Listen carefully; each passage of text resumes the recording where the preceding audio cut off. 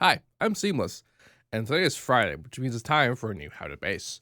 And today I'm going to talk about a bass and a track I'm working on. And this is the track. I'm going to play this whole thing. It's not really the whole track, but here it comes. It's kind of loud, so get ready. Playing in 3, 2, 1.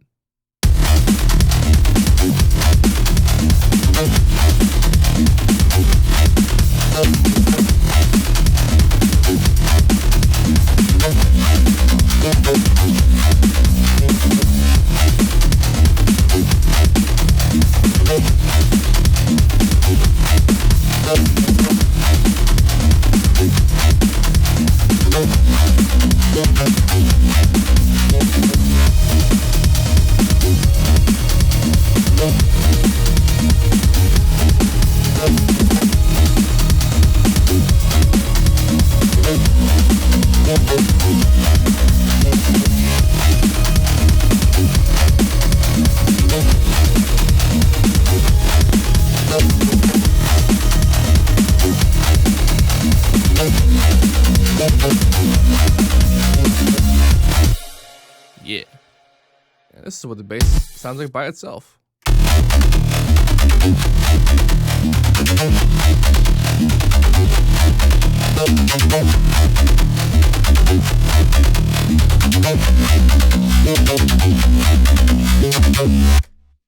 Awesome. So what's kind of funny is that I posted this a version of this as a preview on Facebook. This is a little video thing. And someone actually pretty accurately predicted what this was going to be by saying, "Oh, look, this is the bass of the track I'm working on, and here's how it works. It's a Harmonic patch with a Bandpass filter. That's the end of it. If you have any questions about this, let me know. And as usual, have a nice day." This is not very far from the truth. However, there's one very important thing, because this is really just a basic. It's not a basic bandpass bass. It's basic bandpass in the sense that the filter itself is a basic bandpass, but what's happening beneath it is somewhat intriguing. And we're messing with harmonic phase. This is what's giving us a sort of washy sound, along with using the hertz setting in unison. However, even if we weren't using the hertz setting, we'd still get a pretty washy sound. It'd just be a bit different. So, how am I doing this? I'm doing this using the harmonic phase randomness up here. Now, what this is doing is that it's basically introducing a little bit of jitter with the phase of each individual harmonic. So they're all different from each other. And there's two different kinds of phase randomness. There's the phase randomness that I have here, which is on the spectral random, and then on the other side there's running. I don't know the technical difference. I just know that I like how spectral random sounds better for me personally. That combined with the hertz setting in unison means that every single note's going to sound different.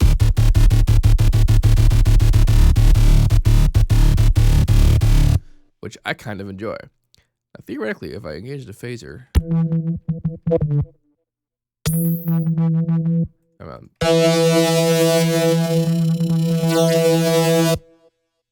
oh, it's being modulated, yeah. And I was gonna try and see if I could pinpoint.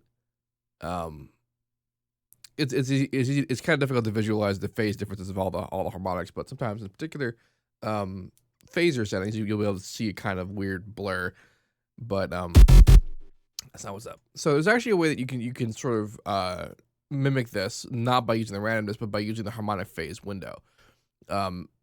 This is over by where you find.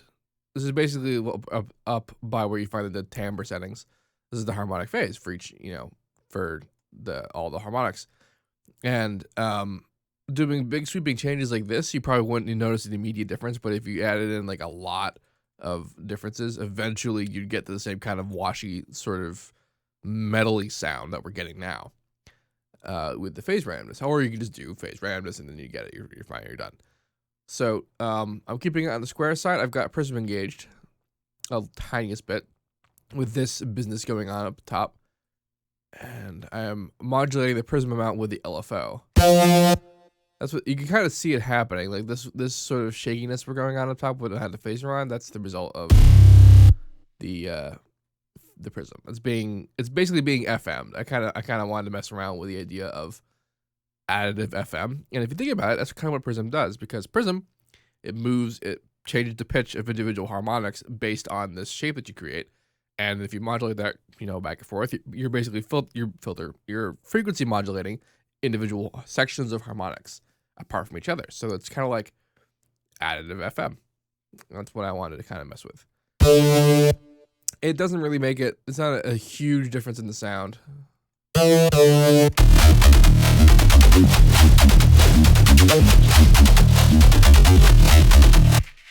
I kind of like the texture that it gives for the little tiniest bit that it does. I enjoy it. So it's actually sort of only barely being distorted. This mix is almost all the way up. In fact, it is all the way up, which means that it's not distorting at all. So there's actually no distortion going on inside the Harmor. I have a Maximus going on, and I believe I'm limiting it. Yes, with soft saturation. So there's a bit of tiny distortion happening on top. So this is actually a pretty clean sound. The sort of harmonic specialness that distortion adds to a sound, I think, is actually being taken care of by the idea of phase randomness. So that's why it works as well as it does without distortion. So this is, you know, a bandpass bass. I have the bandpass engaged. I also got harmonic protection on, and I believe I'm only doing, I'm doing the regular harmonic protection, which means it's just the low frequencies.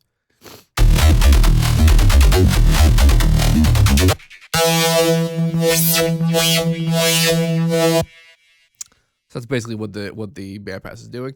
Now the modulation is a bit interesting because in the automation clip that I made for it, I actually I didn't go with what I originally created in the automation clip. The automation clip was originally this big long, like a lot of stuff happening, and then I didn't like the rhythm that it created, because I was still creating the sound kind of like I do normally with resampled sounds, which is that I make a lot of random changes with the idea that I'm gonna chop it up and use individual sections of it later.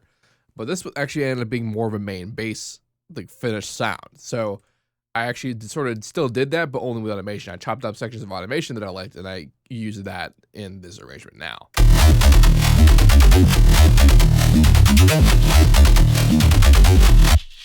And that you're hearing is the delay that I have on top of everything. There's a bit of an EQ, that kind of stuff. So let's actually go back, because there are some specific things that are happening here. So harmonic unison pitch is staying the same. The unison is regular setting, which means it's even across all the frequencies, which is not strictly true for the Hertz setting, because the Hertz setting means that the spread is a bit different just by default, which is why we get the metally sound that we get on top of the phase randomness.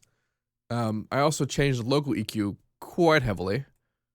I did this huge peak over here to give a little bit more action going on in the top setting, and then a bunch of changes on the top here.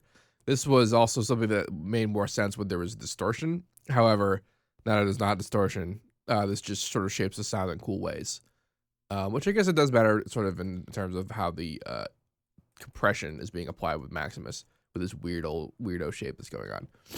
And I arrived at this mainly because I did it and it sounded cool. I had no like technical reason to do that. I just did it because I thought it was neat.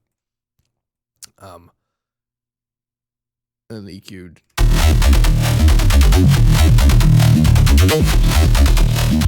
A very specific cut at 134 hertz with a bit of spread there, just to get rid of sort of muddy that area of sound, the low mids. And this particular sound is not very good. So there's also a fair amount of sidechaining happening because it's going into the sidechaining, and the sidechaining gives it much more rhythmic presence than it would have otherwise.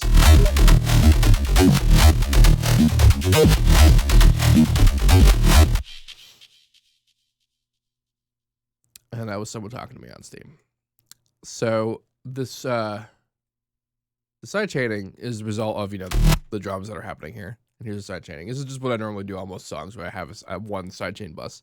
This is sidechaining the kick and the snare, and the volume. Basically, it creates volume automation is what the sidechaining is doing. And against the drums, this creates the rhythm that follows the drums, which is why I think this groove fits so well with what it does.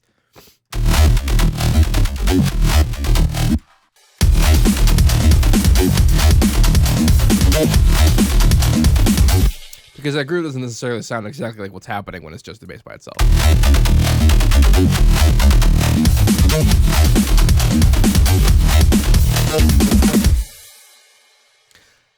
I also, what's kind of funny, I also have never really done this sharp kind of automation style with band passes before. And it never occurred to me to do that, and for some reason I thought it just wouldn't work.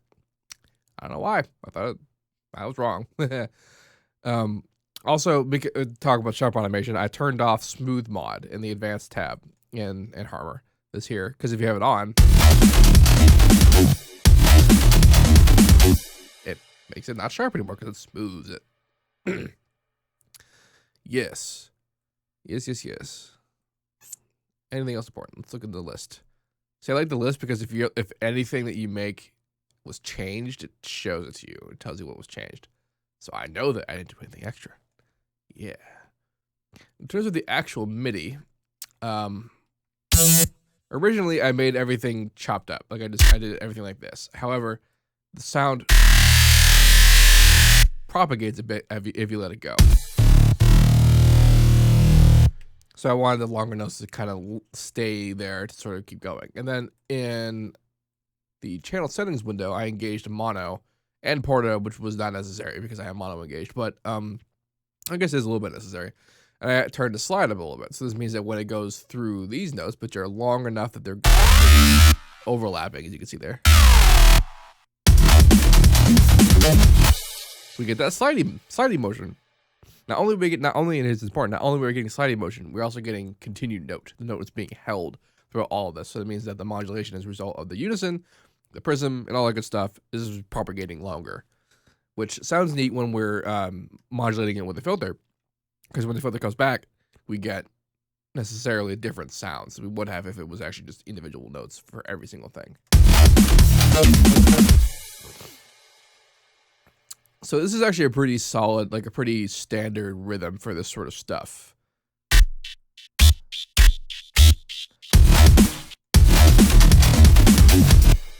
It just basically follows a regular sort of drum beat sort of deal. Old school breakbeaty business.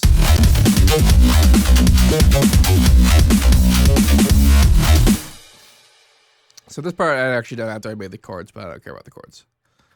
This is not about the chords. This is about the bass. So I put the delay on top of it, and then there's the delay modulation on the frequency. And now when the chords happen, the bass gets a little attenuated.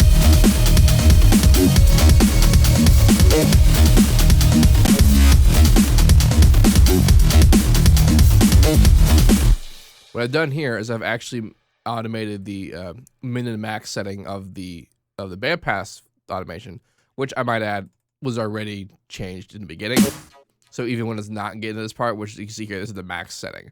And the max setting goes down a bit. So that means that the overall bandpass modulation is lower. So we get less high frequency, which means we get more, it bottoms out a bit, giving us room for chords. And before that though, I used the min and max setting to kind of fine tune the position of the bandpass, because direct, like what I ended up doing wasn't necessarily what I wanted. So I used that to fix that, as opposed to having to like individually move each point to be in the correct space in the whole thing. Alternatively, I could have also just made it max, like super max the whole way through, and then done that and get the same result, and it would have been a bit more precise. But it doesn't particularly matter if you get the results you want. It doesn't particularly matter if you get the results you want. It doesn't particularly matter as long as you get the results you want. It does matter if you get the results you want, because that's what you want. Indeed. So yeah, this is pretty neat. This is, you know, Harmer modulating the bandpass, like I said, and pretty much it. It's being compressed with Maximus, like without all that.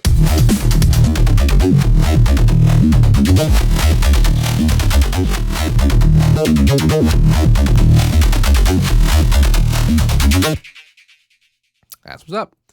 So I'll give you this patch in the description of this video. You can just get it. It's fine. It's cool. If you have any questions about any of this, let me know. And as usual, have a nice day.